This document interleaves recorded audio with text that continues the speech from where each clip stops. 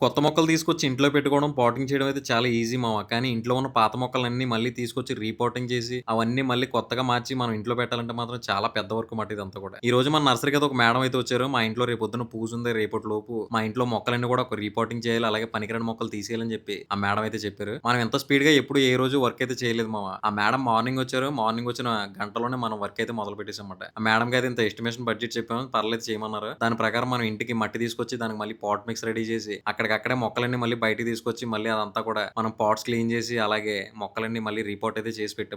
ఇవన్నీ మళ్ళీ రీపోర్ట్ చేసిన మొక్కలు మావ. రీపోర్ట్ చేసినవి అలాగే మనం నర్సరీ నుంచి తీసుకొచ్చిన కొన్ని మొక్కలైతే సెట్ చేసి అయితే ఇచ్చామన్నమాట. మొక్కలన్నీ కూడా పాటింగ్ అయిపోయిన తర్వాత మళ్ళీ యథావిధిగా ఎక్కడున్న ప్లేస్‌లో అయితే అక్కడ పాట్లన్నీ మళ్ళీ సర్దేసి తర్వాత బయట కొంచెం గట్టి పడతది. ఆ లాన్ అంతా కూడా మనం సెట్ చేసి బయట మళ్ళీ ఒక 3 మొక్కలేసాం. మేడమ్ ఏయమన్నవి ఏసాం మనం కూడా. ఈ మేడమ్‌కైతే ఇంకా టెర్రస్ మీద పెద్ద గార్డెనే ఉంది మావ. అదంతా కూడా చేయాలి. అదంతా తర్వాత చేద్దాం. ముందైతే ఇది బాలేని మొక్కలన్నీ తీసేసి దీన్నయితే కొంచెం అందంగా డెకరేట్ చేద్దాం అని చెప్పి అర్జెంట్ అన్నారని ఈ వర్క్ మట్టుకైతే చేశామట. మీకిలాంటి ప్లాంటేషన్ కావాలంటే మన పవన్ దుర్గా నర్సరీ ఉప్పల్ హైదరాబాద్‌కి అయితే రండి మావ. మనమైతే దూరంగా ఉన్న వర్క్‌లయితే చేయట్లేదు. దగ్గరలో ఉంటే మాత్రం కంపల్సరీ అయితే చేస్తాం మావ.